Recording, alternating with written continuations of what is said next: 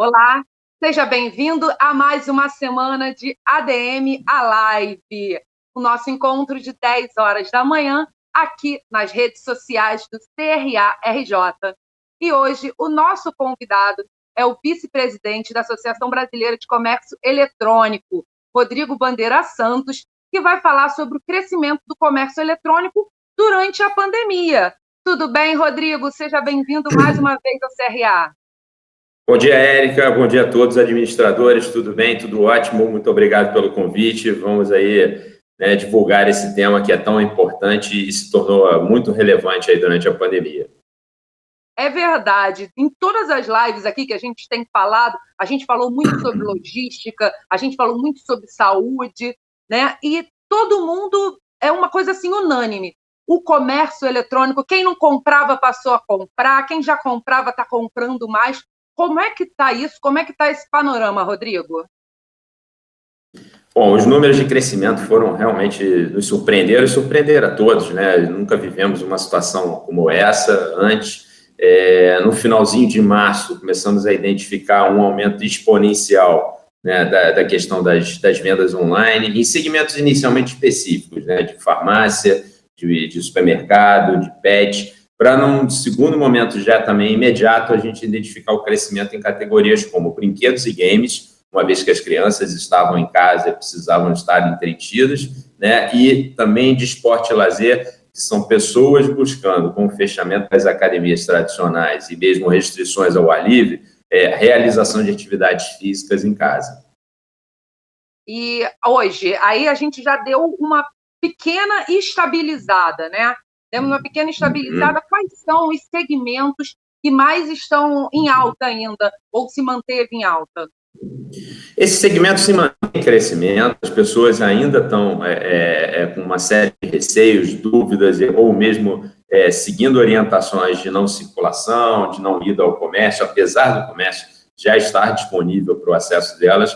E você tem também um outro lado, uma outra questão, que é a entrada de novos consumidores, onde você tem, durante a pandemia, tivemos mais de 1 milhão de novos consumidores que realizaram sua primeira compra pela internet, e com isso a gente acredita que esse mercado ganha um volume muito maior, porque são pessoas que até então não tinham utilizado a internet para efetuar compras, utilizaram a internet para efetuar compras não tendo uma outra opção, ou até mesmo uma vez confinadas em casa, precipitadas a buscar essa possibilidade de consumo online, e a gente acredita que isso consolida o mercado, sim.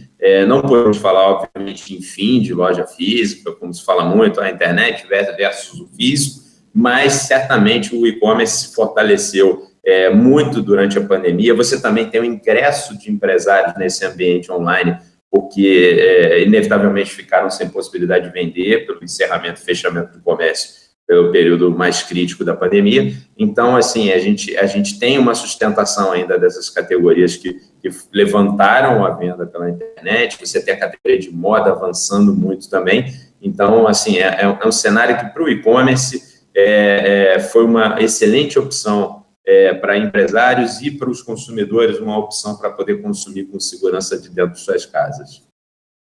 Rodrigo, é interessante prestar atenção na sua fala, porque você falou de coisas como segurança, primeira vez, comportamentos.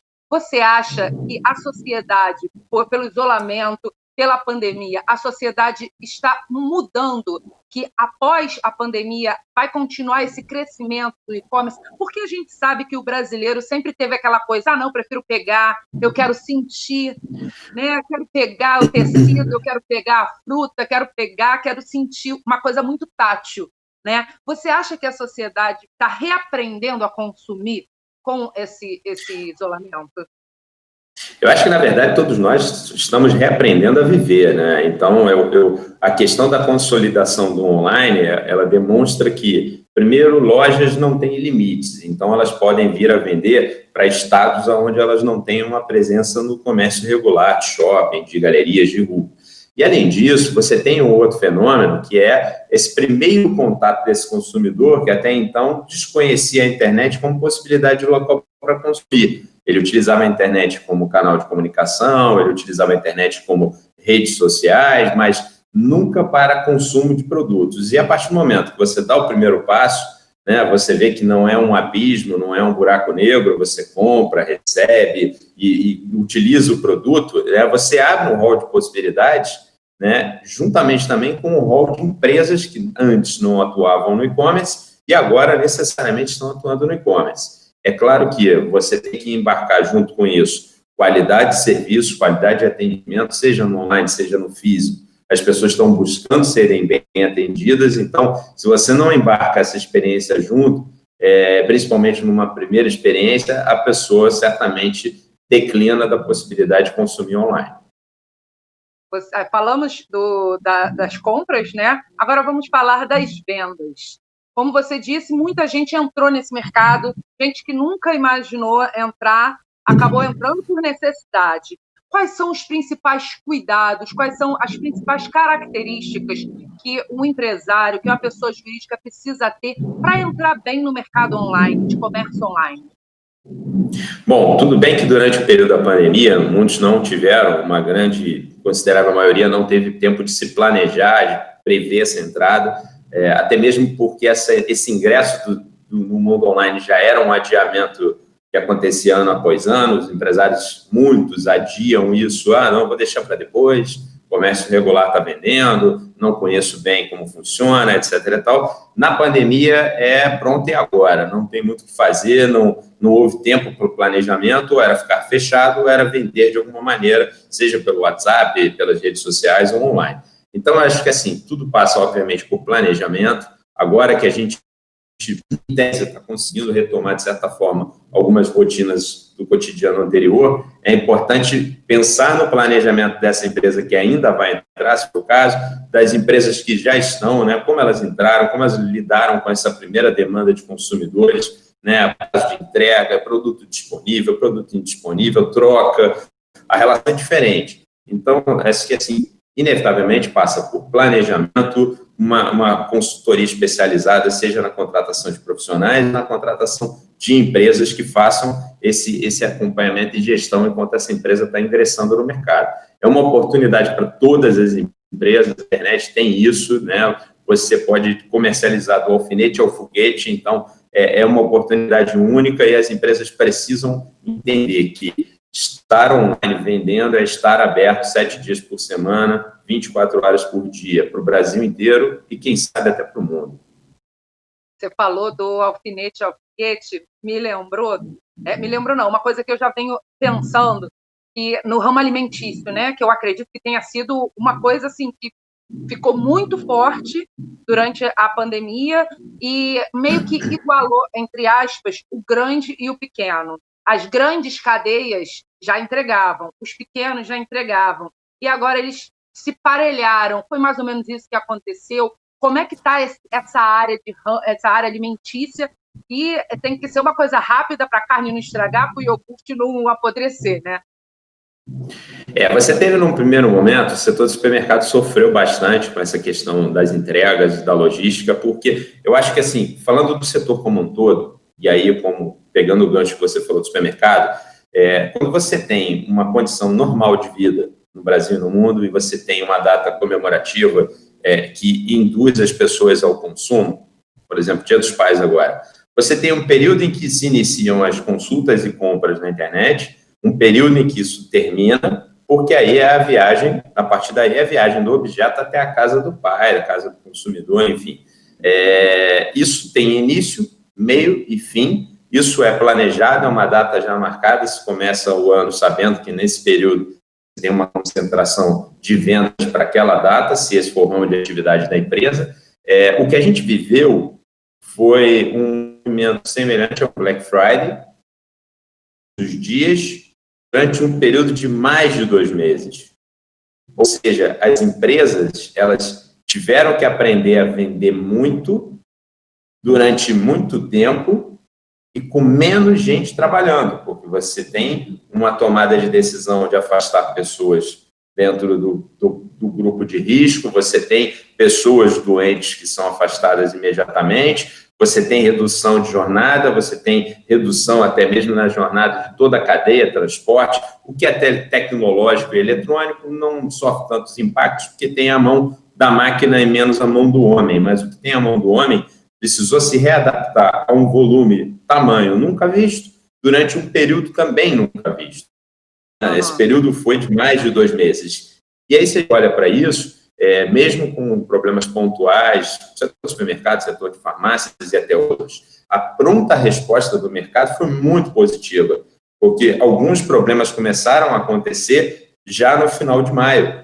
Então, corremos o mês de abril inteiro, corremos o mês de maio inteiro, né, com uma condição de abastecimento sendo feita em larga escala para o Brasil inteiro, operações gigantescas, ganhando outros turnos, contratando mão de obra adicional, para só depois de 2 meses você ter um problema e uma ruptura natural de falta de itens pelos fabricantes, de falta de itens em estoque, aquela dinâmica, muitas vezes, de troca de produto, comprou produto no tamanho errado, comprou produto que não atendia, e aí você começa a ter alguns problemas, mas a pronta resposta da cadeia como um todo foi muito positiva e de algo que a gente nunca imaginou viver. Então, assim, o e-commerce, de fato, ele já se consolidou, ele é um canal, uma opção, né? Os varejistas que não estavam online aprenderam às pressas a entrar online, e a gente acredita que isso é uma tendência. Todo mundo agora, diante desse susto que ainda estamos vivendo, vai pensar, sim, em estar online, estar conectado, em atender esse consumidor. Então, a gente vai ter uma mudança perceptível de hábitos de consumo, sim. Rodrigo, você chegou a comentar, falou agora sobre as datas comemorativas. Nós passamos por 2 datas muito importantes, Dia das Mães, Dia dos Namorados, e agora, em agosto, Dia dos Pais. Como é que foi isso? Comércio eletrônico? Foi bom? Foi ruim? E qual é a expectativa para o Dia dos Pais? Explica um pouquinho sobre essas datas tão importantes. Foram datas movimentadas, sim, né? Até porque a lembrancinha, o presente, se faz muito mais presente, principalmente no Dia das Mães, porque você tem um distanciamento, às vezes, obrigatório. Então, a forma como cada um vai fazer o seu abraço à mãe é através de um presente, de uma lembrança, de um agrado. Então, você já tinha uma data que era forte no e-commerce, você teve uma grande movimentação para o online, você teve essa data cursando a movimentação do online, a mesma coisa com o Dia dos Namorados, e o Dia dos Pais vai seguir a mesma batida, porque ainda não temos uma previsão, uma questão que nos dê um norte. Olha, a partir dessa data teremos uma vida parecida com a vida que tínhamos antes de março. Então, a tendência continua, se especula muito como é que vai ser o Black Friday desse ano. Sim, o Black Friday vai ser robusto, aí do lado das empresas cabe também um planejamento adequado para que não se seja otimista demais nem pessimista demais. O otimismo em excesso geraria um estoque que não vai ser gerado no Black Friday e no Natal, principalmente diante de uma série de dúvidas que temos para o segundo semestre, economicamente falando, no país e no mundo, questões cambiais também que impactam muitas categorias. Então, sim, é o otimismo que temos para o Dia dos Pais, o Dia das Mães e o Dia dos Namorados foram muito mais volumosos no e-commerce, mas a gente tem que sempre ter uma parcela considerável de cautela, seja consumidor, para não se endividar, seja um empresário, para não fazer compras em excesso e não girar aquele estoque no tempo que ele imaginou. Falando em Black Friday, a gente sabe que a pandemia é mundial, né? Então, assim, muitas empresas de e-commerce trabalham com importações, né? A China virando de cabeça para baixo. Como é que foi essa questão das importações, exportações, a questão de entrega, de tempo de entrega? Como é que está isso? Como o empresário deve lidar com isso, Rodrigo?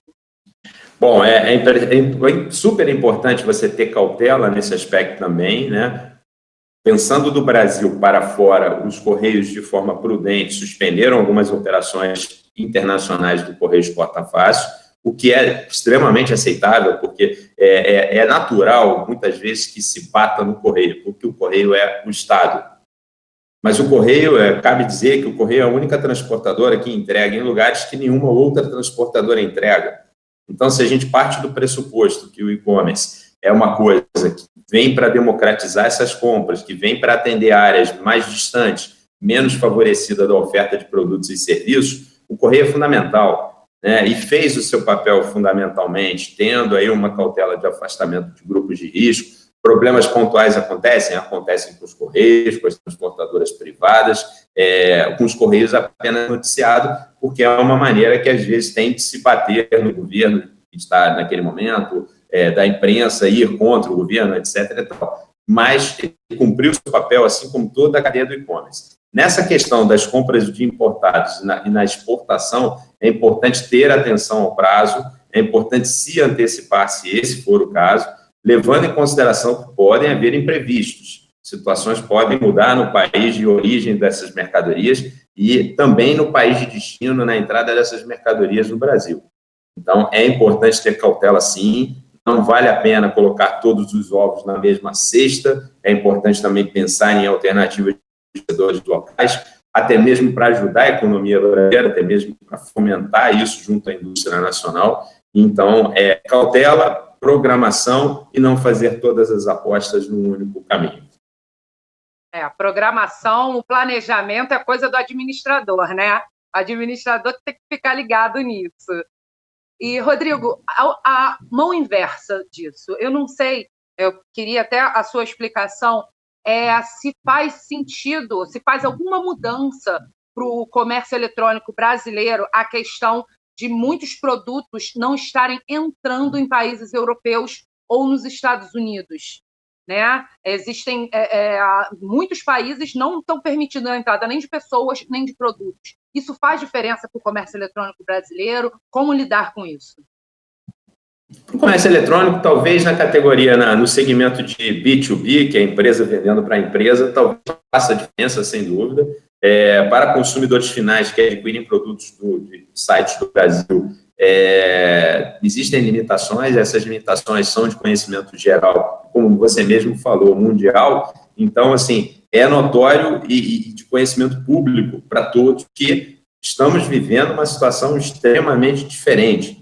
Então, longas distâncias que eram percorridas e tinham prazos longos também, naturalmente vão ter prazos maiores ou vão ter uma interrupção no fornecimento daqueles produtos, né? Existe um vasto mercado local que pode ser atendido por essas empresas de e-commerce. Então, ter esse olhar para o consumidor brasileiro, né? Como falamos, tem uma entrada enorme de novos consumidores, então, ao mesmo tempo, você tem uma possibilidade de atender ao mercado de forma maravilhosa, fora os que ainda estão entrando, fora os que vão entrar. Então, assim, a oportunidade para as empresas é valiosíssima, elas precisam ter cautela, prudência, né, ser transparentes com esses consumidores. Infelizmente, muito pontualmente, em alguns segmentos, a gente observou um elevado acréscimo de preço nos produtos, que não partiu dos fabricantes e dos fornecedores, e sim do comerciante, o que é terrível, é temerável, né? Não dá para você, por exemplo, cobrar em produtos ligados à farmácia ou medicamentos um preço muito mais elevado, porque aquele item tem um aumento exponencial de consumo. Isso álcool em gel, álcool em gel, luva de procedimentos, isso aí, me perdoe até o peso da palavra, isso é um mau caratismo de negócios absurdo. E, assim, isso é percebido pelo consumidor e certamente essas empresas vão ter depois a resposta desse consumidor que é antenado, que está online e principalmente de produtos de compra recorrente, ele está muito atento e muito observador ao preço desses produtos. Rodrigo, aqui no nosso Instagram, a Elisângela Paula citou a questão da banalização dos motoboys, né? O problema dos motoboys, a questão que fizeram até a paralisação no dia 1º de julho, né? Falando de periculosidade, que eles estão trabalhando em dobro, realmente estão, para a gente poder ter as coisas em casa, tem o trabalho desses entregadores.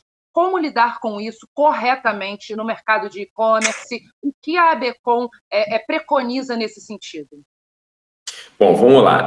O serviço prestado pelo motoboy é um serviço que foi fundamental durante a pandemia, né? Esse trabalhador, esse prestador de serviço que já trabalhava com isso, ou ingressou nesse mercado como oportunidade de trabalho por ter perdido seu posto de trabalho em outra ocasião, ele simplesmente é fundamental, é útil para estar ali presente com o consumidor, entre a empresa e o consumidor, muito mais utilizado pelas empresas de aplicativo de consumo imediato, de alimentação, mas algumas empresas do e-commerce também utilizam os motoboys como meio de mão de obra através de empresas terceirizadas para que eles possam fazer as entregas de produtos no mesmo dia. Esse nível de urgência ele foi enorme para o inteiro e para todo mundo que precisava consumir e não poderia sair das suas respectivas casas. Eu acredito que as empresas do setor, né, não só movidas pela paralisação que foi feita, mas também pensando na saúde da mão de obra deles, do ponto fundamental. Percebam que essas empresas elas não têm um único colaborador próprio. Né? É que nem os aplicativos de transporte, eles não têm carros, eles têm motoristas. Se você não pensar no bem dessas pessoas, você não tem como manter ou sustentar qualquer tipo de negócio.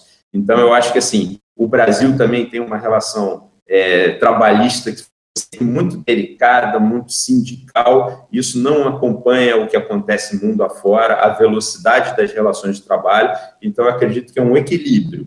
Nem uma coisa tão paternalista, nem uma de total abandono e escravidão de mão de obra, porque essa mão de obra é fundamental. O equilíbrio disso, provavelmente as empresas vão buscar, pensando na sustentabilidade de suas operações, na qualidade de suas operações. Porque você vê até no serviço do motoboy, existem serviços que já estão se diferenciando, estão sendo mais premium, e aí, na sua contrapartida, exigem uma mão de obra um pouco diferente. Essa peculiaridade está se formando também. É importante que a gente observe o seguinte: não estamos, há muitos anos atrás, existia uma larga condição de mão de obra escrava, de trabalho de exploração.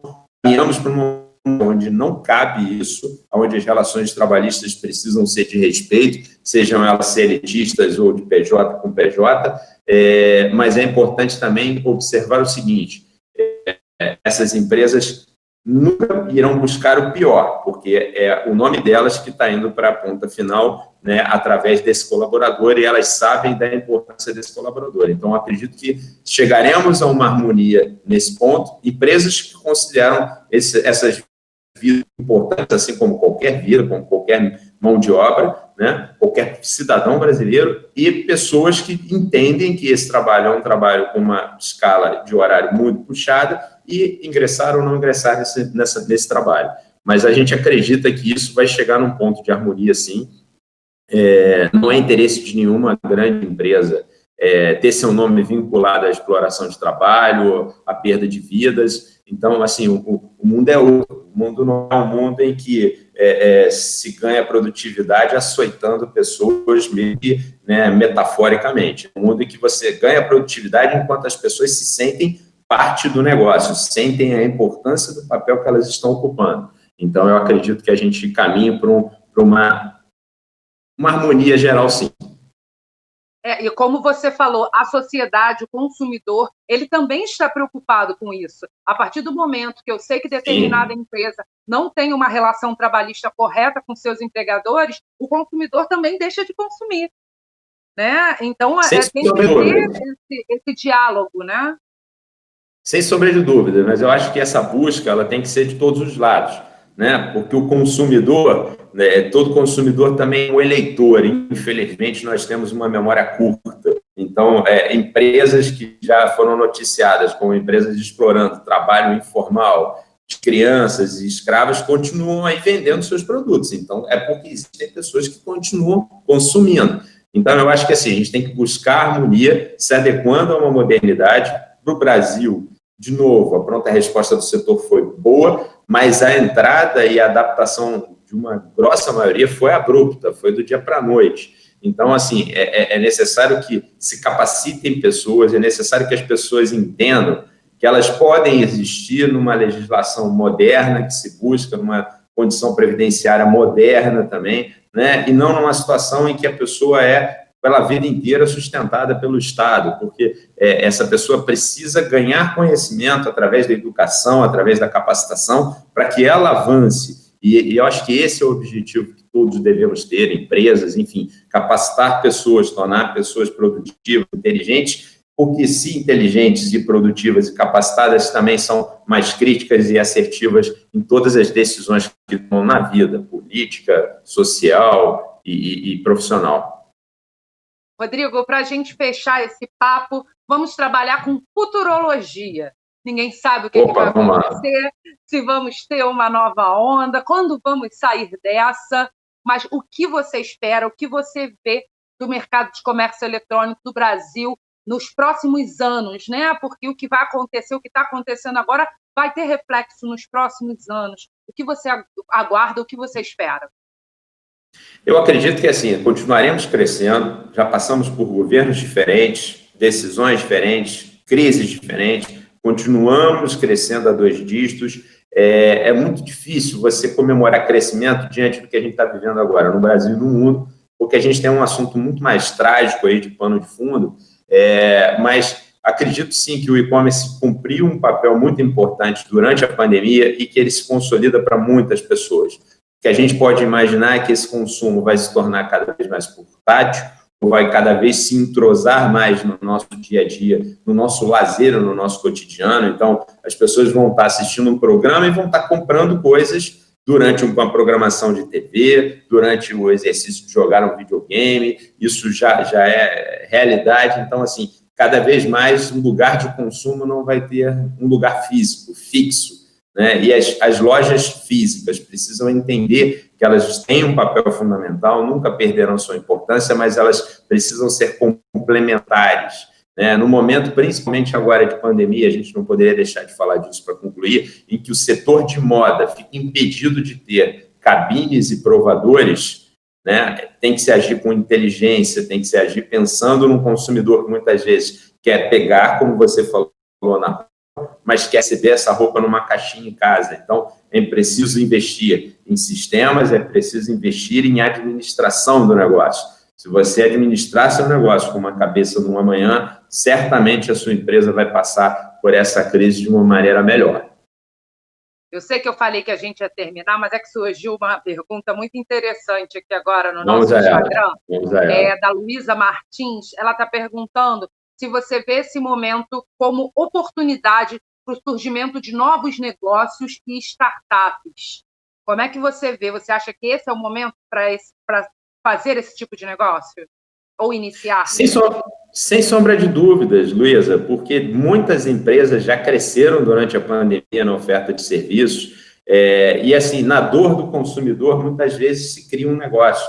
Todos somos consumidores e percebendo uma oportunidade, percebendo um serviço que não existe, ou mesmo um serviço que é mal prestado, né, na nossa veia de empreendedor, né, porque eu acho que todo mundo tem um pouco de médico, um pouco de louco e um pouco de empreendedor. Pelo menos o brasileiro é assim. Então, eu acho que tem, sim, oportunidade, eu acho que, assim, um momento de se agir com muito mais prudência, o capital não está tão farto, empresas estão receosas, o crédito, né, sofre ações de disponibilidade, então, para que não se aposte errado, o momento é delicado, mas sim é oportuno, e as pessoas estão buscando segurança, comodidade, proteger suas vidas, né, proteger seus hábitos, novos hábitos serão criados, então novos negócios acompanham esses novos hábitos. É oportuno, sim. Rodrigo, muito obrigada por essa conversa, muito obrigada por esse bate-papo. Acho que a gente conseguiu tirar um pouquinho das dúvidas das pessoas em relação a esse mercado que só tende a crescer, né? Muito obrigado, Érica, pela oportunidade. Agradeço também a atenção de todos os administradores. Posso dar um recado rápido? Por favor, fica à vontade. Acessem o nosso site, www.abcom.org, e fiquem à vontade para me seguir no meu Instagram, Rodrigo Bandeira Santos, onde eu estou sempre comentando dicas e oportunidades sobre o mercado de comércio eletrônico. Obrigado, até uma próxima, se cuidem. Obrigada, Rodrigo. E vocês que acompanharam a gente até aqui, já sabem, amanhã, 10 horas da manhã, temos um novo encontro, temos um novo ADM Alive. Se cuida, fique bem e até lá. Tchau, tchau.